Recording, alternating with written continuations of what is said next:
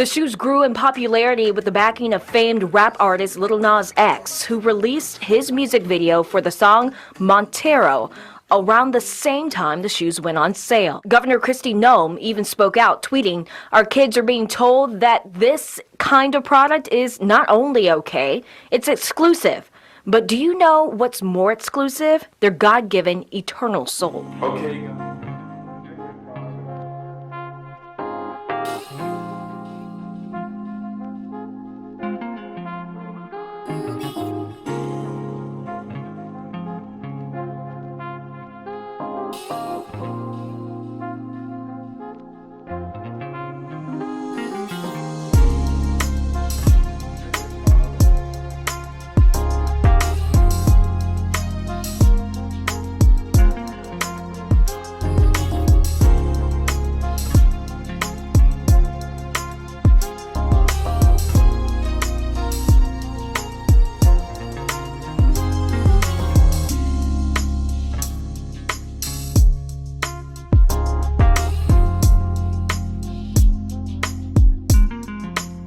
Guys, I see everybody's been talking about this shoe. On Twitter, Lil Nas addresses the controversy with humor. He posted what appears to be an apology. Then it instantly cuts to his recent Montero music video, portraying him dancing on Satan's lap. Rapper Lil Nas X out on bail tonight after his bizarre early morning stroll through Studio City last week. The video, obtained by TMZ, raised a lot of concerns among fans. This video, obtained by TMZ, shows Lil Nas X nearly nude, but for underwear and boots, singing and talking nonsensically as he walked in the middle of Ventura Boulevard just before 6 Friday morning. Witness videos tracked him for about a mile on the busy Studio City road before police arrived and took him to a hospital, they said, for a possible overdose. Today, That was terrifying. That was terrifying. That was a terrifying last 4 days. But your girl is gonna be all right. Lil Nas X speaking out for the first time after spending the weekend in jail. The rapper, whose real name is Montero Hill, was in court yesterday. He is facing felony charges, including battery with an injury against a police officer. The singer pleading not guilty and was released on a $75,000 bond.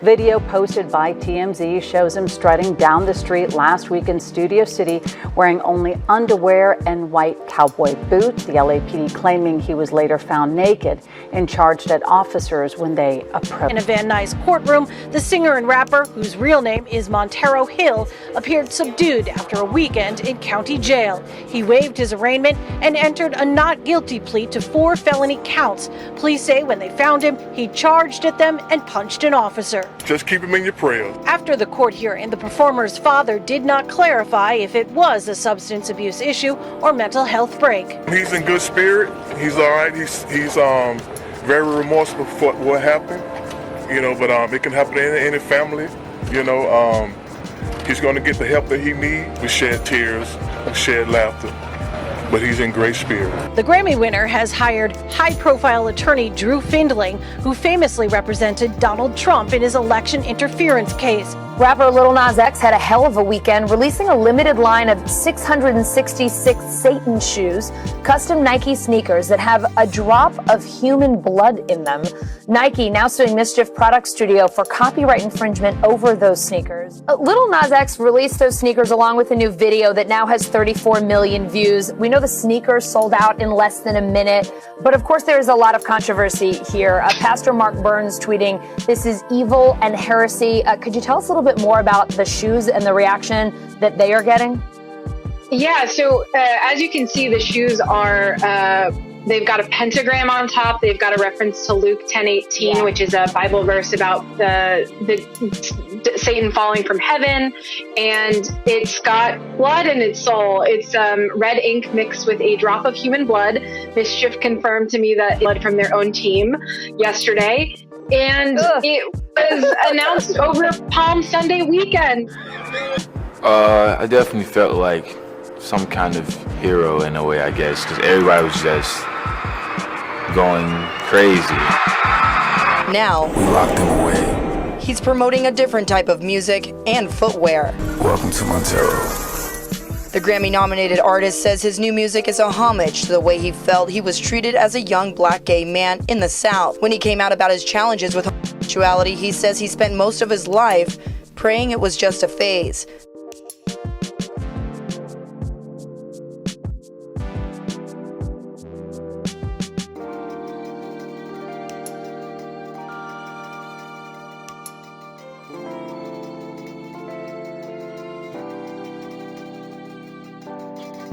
But his musical fame, he says, helped him speak out for other struggling black gay men.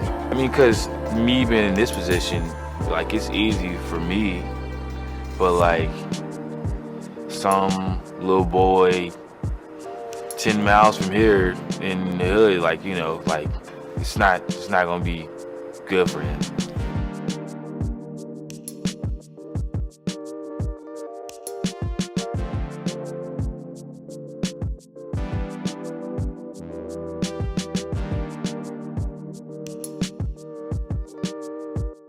But now, the rapper is facing backlash for his newest video, Call Me By Your Name. In the video, he pole dances to hell and gives the devil a lap dance. As a mom, it did automatically, I started thinking, I have a 7-year-old little boy, and he does get on YouTube Kids on the weekends. Automatically, it kind of angered me a little bit. It's his art.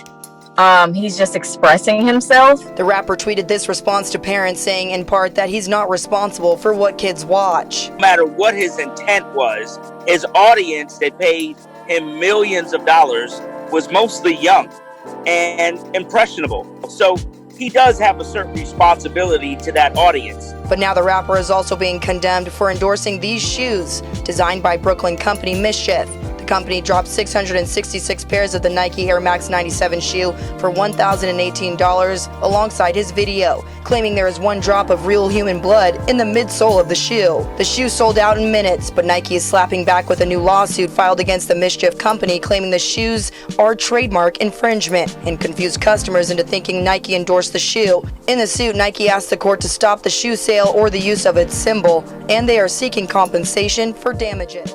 You know, it is something that is a part of their religious views, but the music video that you're referencing used a lot of biblical imagery to kind of make a metaphor for Lil Nas X's coming out story and the idea that he was taught homosexuality was a sin and choosing to fall from heaven because he wanted to live as who he was.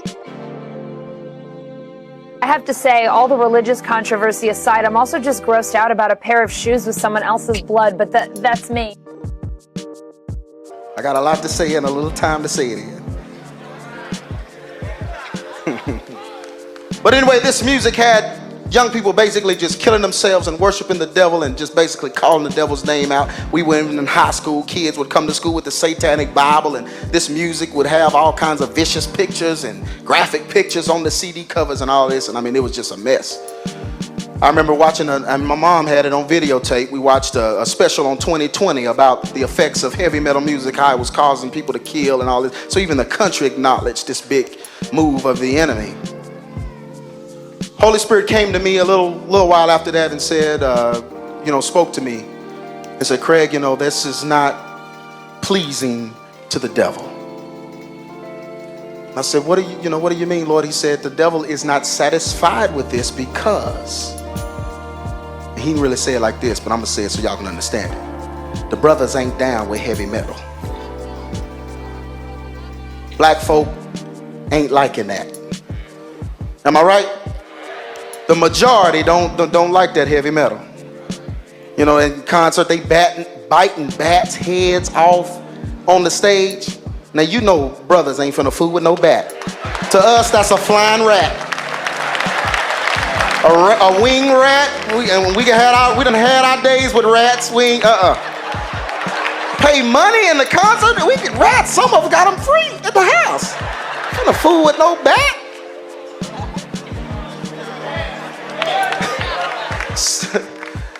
All that jumping off the stage and getting caught by the audience. Now, we ain't gonna trust nobody like that. So, we just wasn't gonna get with the heavy metal. But God began to tell me something that, and I could tell even by the way the Lord began to put it in me. And I mean, when he put it in me, y'all, and one thing you got to understand about a calling from God and all I mean, this whole thing, and I was telling Minister Herman that it's so in me until it just, when I see something about hip hop, a different thing, it just disturbs me, because he actually just opened me up and put it in me, how he feels about what's going on. And I feel it. But he began to tell me that there was something coming that was getting ready to rock this nation. It's going to be worse than a bomb, but it was going to create a bunch of young people that were going to totally defy order. Churches would begin to embrace it, and the whole world would be rocked by the impact of it. And what the enemy was getting ready to do was something that he had been planning way back in Pharaoh's day, and I'm going to tell you a little bit about that, and way back in the Zulu nation and in Africa. I'm going to tell you a little bit about that a little later. But he began to prepare something to catch and captivate the minds of America and pull them straight into his own belly. And that form of music that he was forming was what we know as the hip-hop culture. And at the time, it seemed a little unbelievable, because God began to tell me how the black youth would begin to actually worship the devil. How church youth would actually worship the devil. How grown church folks would actually begin to worship the devil. And I just couldn't believe it. I said, I don't know how this is going to happen. I just can't see it. Because, brothers, usually when it comes to the devil, I mean, some of us did some stuff. But whenever the devil himself got involved, we kind of backed away. Remember that? You'd be riding by a church, drinking a beer or something, and then when you get to the church, you pour it out. Oh, Lord. That warped sense of whatever it was. We just were scared of the devil, Even though what you was doing was from the devil, but it wasn't as devilish as some other. Y'all know how we thought when we was in the world, So I just couldn't see it, but I remember printing up some brochures. I think the young lady who printed up the brochure that our group had, we was passing it out, trying to let people know what was getting ready to happen, and people just didn't believe it, and we sounded crazy ourselves, but I just knew what God had told me. And I'll never forget, I guess around 1993, maybe 1992, 1993, I'll never forget, I remember sitting at my mother's apartment at the time, and I remember she had cable. And, I was flipping through the channels, and there was this cable channel. A channel on cable used to be called The Box. Y'all remember that? You could actually dial and order a video, if you was paying for the cable. You wasn't paying for the cable, you was at the mercy of the paid customers. So you had to sit there and just watch whatever video came on, But they had this cable. Can I just be real tonight? Y'all loosen up a little bit now. Come on. And I remember flipping through the channels one day, and I landed on The Box, Brother Tony, and I looked at The Box, and there was a video that popped on, and it was by a group called Almighty RSO, which now they're called the Made Men, and I don't even remember the name of the song, but the Holy Spirit just told me to sit there and watch it, and I know, at the time I was like, what is this? It looked kind of strange, and I remember seeing one of the brothers had a flat top. You remember the flat top? Some of y'all still got it, It wasn't a joke. See, y'all not laughing at the jokes. Y'all laughing. But I remember the brother had a flat top, and in the back of his head, he turned around while he was rapping. You know how they do, you can't you really can't understand what they saying. I think that's why it's so popular, because they can say stuff you can't understand. But they's rapping, and doing their thing, and I'm like, what is this, Brother turns around, and in the back of his flat top, he had 666 cut in his head. A brother. Look at your neighbor and say, a brother. Now that scared me because, you know, we don't play with the devil like that. I said, oh my goodness, the Holy Spirit spoke to me and said, Craig, get ready. Get ready. And that just blew my mind. I think I called everybody I knew and told them. I mean, I just could not believe what I just saw. It was Isn't that kind of unbelievable? Rap song. You know, and then I guess about a week later, I was sitting in there and, you know, flipping through the channels again, and, you know, and the box came on again. And it was a rap video called Nothing But a G Thing. And some of y'all quicking it now.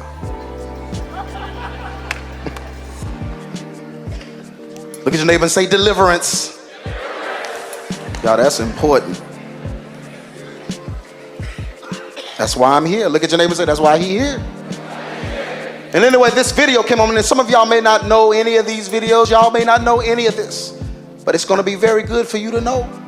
Because I guarantee you, in some of your houses, I mean, I know some of you are really saved, but in some of your houses, the enemy has used this to get in.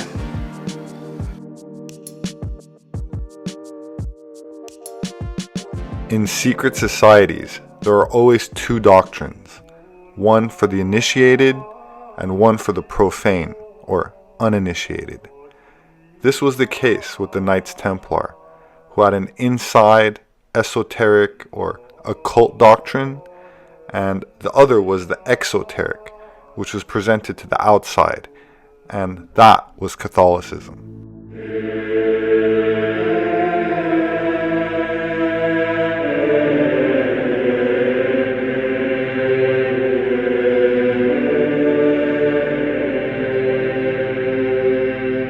The public masses received a version of the religion which lacked an understanding of the deeper symbolic meaning, so therefore it was just the outer veneer of the faith.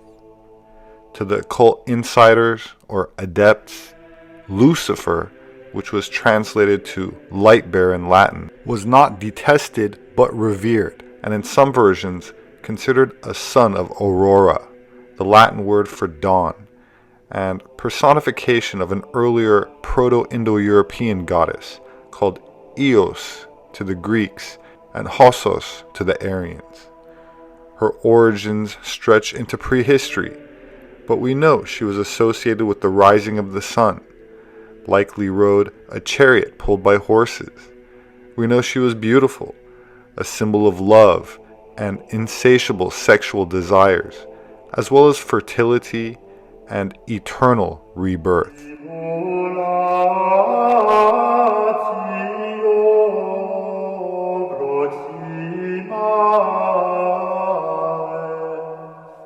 Her name means east, which to the Anglo-Saxons is Ostra or Istra, the Old English word for April, which was celebrated with a feast in her honor and was appropriated by the Christians as Easter, the celebration of the resurrection of Christ. As a spring festival, it remained associated with fertility and birth, or rebirth in the mysteries. The modern symbols of Easter, such as eggs, rabbits, and flowers, are relics of this ancient association with fertility and new beginnings. In Old German, the name of April was Ostermanath. The goddess was Ostara, a pagan holiday that celebrates the spring equinox. Catholicism is based, in large part, on pre-Christian mystery schools. For example, the 7 sacraments are similar to the 7 initiations in Mithraic mysteries, which also had Eucharist and baptism. So, in an astrotheological context, Lucifer is associated with the planet Venus, which in Greek mythology is Hesperos in the evening, son of the dawn goddess Eos, or Aurora to the Romans, and half-brother of her other son Phosphorus, the morning star. In Revelation 22:21, Jesus identifies himself as the morning star, which is also a term used to describe Lucifer. I'm a Christian, sir. I'm pure and virtuous and wholesome and innocent. How can you say anything bad about me? Sir, you need to be born again. I am born again. Now, did you just say that you are Lucifer? I am Lucifer. Okay, define Lucifer for me. Pure, virtuous, wholesome, innocent individual that's out to help people. Lucifer is? Yeah. Say that again. Lucifer is a pure, holy... Virtuous. Virtuous. Now, is he the Lucifer that God created? That's the same one. Oh, man, this is great. I'm going to put this on the internet. Oh, Amen. God bless you, Amen. brother. Because that's exactly what the Shriners and Masons teach, is that Lucifer is light. No. And you're, what you're about confirming those hospitals? You know what, sir? Jesus said, many will say to me on that day, Lord, Lord, we did not do these good deeds in your name. And you'll say, away from me, you workers of iniquity. I never knew you. Jesus said it? In Matthew chapter 5. Mercy. No. That's hard to believe. So you're a Christian and you don't know that. Actually. No, I really am. You are. Because I'm pure and virtuous. You're pure and virtuous, okay. Yeah. Mm-hmm. In other words, you're perfect without Jesus, right? No. Okay, tell me about Jesus. Who is Jesus? Well, he's my leader. Is he the Son of God? Yes, he is. Is he the only worshipful master? Yes. Have you ever been called worshipful master? No, because I've just been too busy. I've been working. Working? Been working to help people. What like kind you. of work? Okay. Get out of here. See, this is what a Mason confesses, is that Lucifer is light.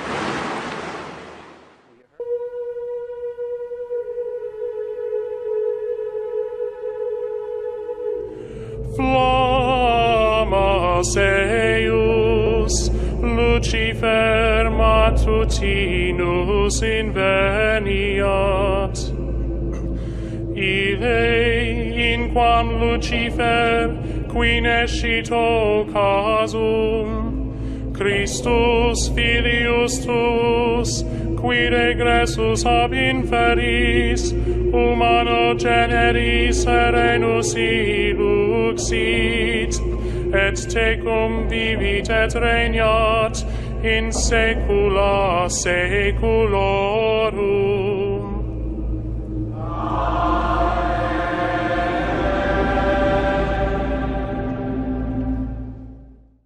Lucifer was a journal published in 1889 by Madame Helena Blavatsky, founder of the Theosophical Society. The journal published articles on philosophical, scientific, and religious topics, including the Kabbalah, which Blavatsky insisted was part of an ancient mystery passed down since remote antiquity, long before it re-emerged as Jewish mysticism, predating all Abrahamic faiths. Quote, the mysteries of the Jews were identical with those of the pagan Greeks, who took them from the Egyptians, who borrowed them in their turn from the Chaldeans, who got them from the Aryans, the Atlanteans, and so on, far beyond the days of that race. Composed towards the end of the 13th century, the Zohar emerged in southern France and Spain as a foundational text of Jewish mysticism, which among other things facilitated a way of understanding the esoteric context of passages in the Bible, such as the part of Genesis where the serpent tempts Eve with the forbidden fruit. According to the Zohar, the serpent reveals that touching the fruit but not eating of it will not result in death or spiritual slumber, but instead open her eyes and make her like the Elohim, or like God. To Kabbalists, the forbidden fruit is the orgasm, which results in a loss of life force, unless the sacred act is performed in a way where the orgasm is attained, but the vital essence is not lost through climax. This is known in the East as White Tantra, and was one of the alchemical practices known to the Templars a century earlier. The 12th century was the century of the Crusades, when thousands of men from all over Europe were leaving for the Holy Land. It was the century which saw the dissemination of the Grail legends throughout Europe. Incidentally, Europe is named after Europa, a Phoenician princess from Tyre, a city located just 12 miles from the modern border of Israel. The Templars believed that they descended from bloodlines that fled into Europe after the destruction of the temple, and part of their crusade, while reclaiming territory in the Levant, had to do with retrieving esoteric Kabbalistic doctrines allegedly hidden below the Holy Temple. Besides their famous red cross, they revered another sacred magical symbol, allegedly passed down to Solomon from the Aryan Magi, or magicians, that were rumored to have helped him build the first temple. The Knights Templar were accused of worshipping an idol known as Baphomet, which is a word that reveals its true esoteric meaning when written in Hebrew and interpreted with what is known as the Atbash cipher, where the first letter of the alphabet is substituted for the last, the second for the second last, and so on. When applied to the word Baphomet in Hebrew, which is written from right to left, it reads as the Greek word Sophia, that translates into wisdom in English. As for the goat head associated with Baphomet, it is simply symbolic of Capricorn, the zodiac sign affiliated with Saturn, who rules over the latter part of the year during harvest time and Saturnalia, or what has come to be known as Christmas. We still see the Yule goat in many parts of Europe around the winter solstice, symbolic of spiritual rebirth and liberty, as articulated by Aleister Crowley. Quote, "The devil is historically the god of any people that one personally dislikes. This serpent, Satan, is not the enemy of man, but he who made gods of our race, knowing good and evil. He bade, know thyself, and taught initiation. He is the devil of the book of Thoth, and his emblem is Baphomet, the androgyne, who is the hieroglyph of arcane perfection. He is therefore life and love, but moreover his letter is Ein, the eye, so that he is light, and his zodiacal image is Capricornus, that leaping goat whose attribute is liberty." This is a story about a man who spoke to demons, a man who went by many names in his life: the Beast, Brother Perbduro, or Ankh Ufan Kosu. He was an occultist, a student of the dark arts and supernatural phenomena, founder of the religion Thelema, and a publisher of books on magic and the paranormal. His followers regarded him as a visionary and a champion of free expression in a closed-minded society. His enemies branded him as insane and capable of great cruelty to those around him. The devil incarnate, or a troubled visionary that was simply misunderstood. It's all a matter of perspective. This is the story of Aleister Crowley.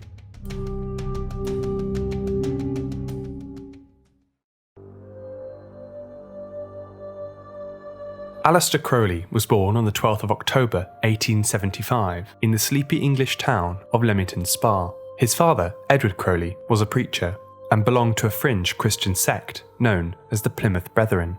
They took a radical fundamentalist view to the Bible, meaning that whatever was written down was meant to be taken literally.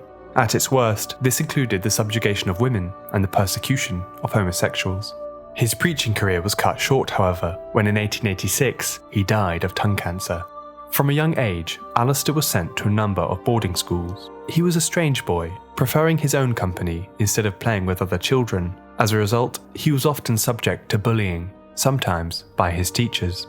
This troubled child grew into a troubled teenager. He began to question his strict Christian upbringing and enjoyed pointing out inconsistencies in the Bible.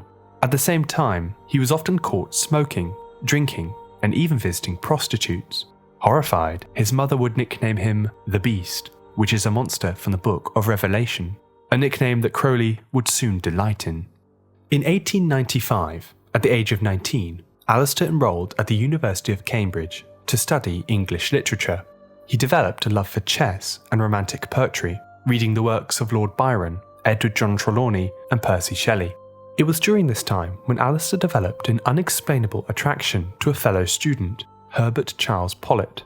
The feeling was mutual, and the two entered a brief and passionate relationship.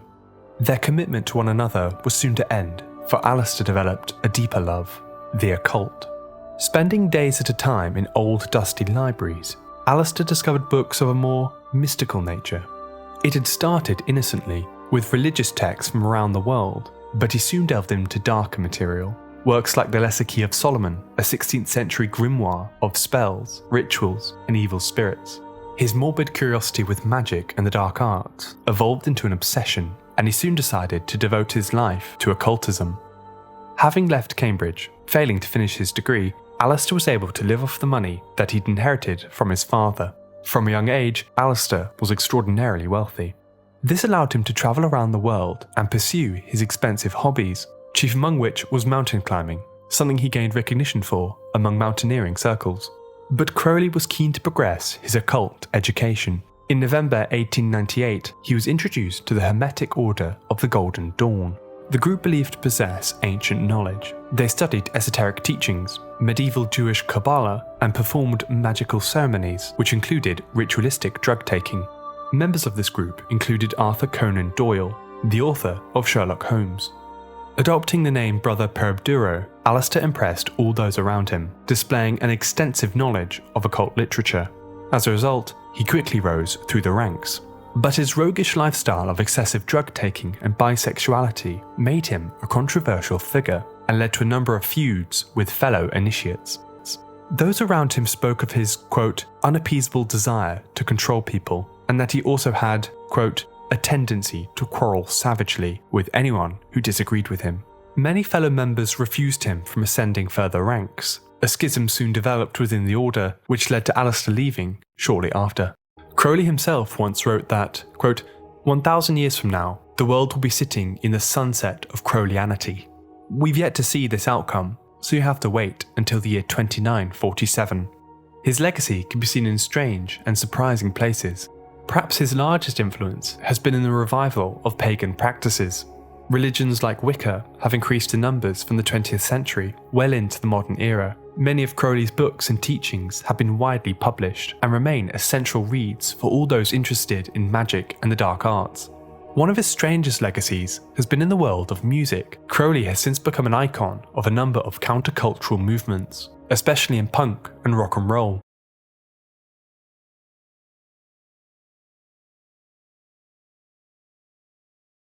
He can be found here on the cover of the Beatles' 1967 album, Sgt. Pepper's Lonely Hearts Club Band. Crowley's words have made their way into the lyrics of songs by David Bowie, Ozzy Osbourne, and Iron Maiden. Led Zeppelin guitarist Jimmy Page even bought Crowley's Scottish manor, Boleskine Lodge, but soon left the property after claiming that it was haunted. But, for all his fame, are we guilty of glorifying the life of Aleister Crowley? By all accounts, he was not a likeable man. Many biographers recount his exceptional cruelty and ability to alienate those close to him. His conversations with spirits and demons could be a symptom of an underlying mental health condition, exacerbated by his untreated addiction to alcohol and drugs. Today, we might throw all kinds of medical diagnoses at him: sociopathy, narcissistic personality disorder, disassociation, and drug-induced schizophrenia. Genius, insane, visionary, fraud, freethinker, cult leader. Perhaps he's all of these things, or none of them. However you choose to remember him, Aleister Crowley will be remembered, nonetheless.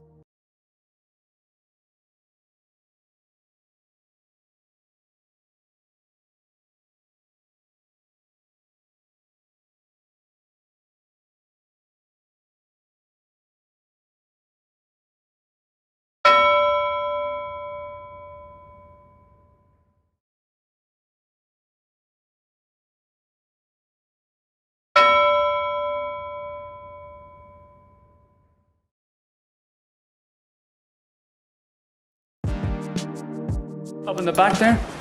It's well known that you have a huge interest in the occult and one of the largest collections of books of that I don't have a huge collection. Somebody wrote I had 20,000 books. Probably reading 3,000 books a year. I'd have to live in a bath.